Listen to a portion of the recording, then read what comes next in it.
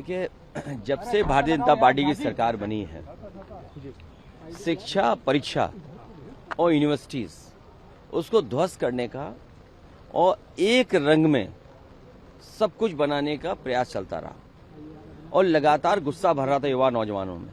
NEET के बाद न केवल बच्चे थे साथ, बल्कि बच्चों के परिवारों का भी सहयोग मिला। इसी वजह से ये आंदोलन इतना बड़ा हो गया और अंततः जो दुनिया की सबसे बड़ी पार्टी है, विश्व की सबसे बड़ी पार्टी को झुकना पड़ा।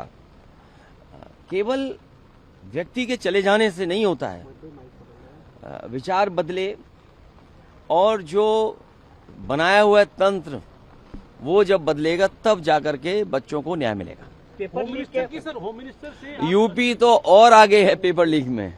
यूपी में तो 20 से ज्यादा परीक्षाएं लीक हुई हैं और सबसे ज्यादा छात्र नौजवान यूपी से भी निकल करके आया था। पेपर लीक के अलावा अयोध्या भी समाजवादी पार्टी का विषय है। हालांकि अब प्रभु भगवान श्री राम जी के सामने से ही चोरी हो गई। उनको जो दान मिला, चंदा मिला या चढ़ावा आया, वो तक में हेरा फेरी होगी। सोचिए आप। तो जब तक बदलाव नहीं आएगा, बड़ा बदलाव, तब तक ये चीजें रुकेंगी नहीं। सदन में और देखिए, ये सरकार इसलिए झुक गई क्योंकि उनके सांसद भी ये महसूस करने लगे थे कि कहीं सरकार हिलने न लगे, क्योंकि सांसद हिलते तो सरकार हिलती। तो उनको भी अपना खतरा था, क्योंकि अगर हम 20 लाख बच्चों का भविष्य का सोचें, 20 लाख और परिवार के उनके सदस्य 5, 20 गुणा 5 तो 1 करोड़ लोग सीधे सीधे प्रभावित थे।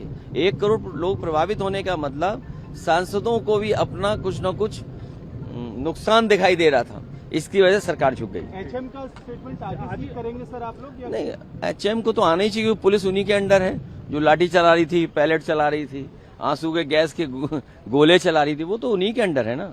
तो कम से कम वो बात तो आनी चाहिए थी कि क्या हुआ है, घटना क्या थी, इंटेलिजेंस फेलियर क्या थी, बच्चे इतनी बड़ी संख्या में क्यों आए यहाँ पर।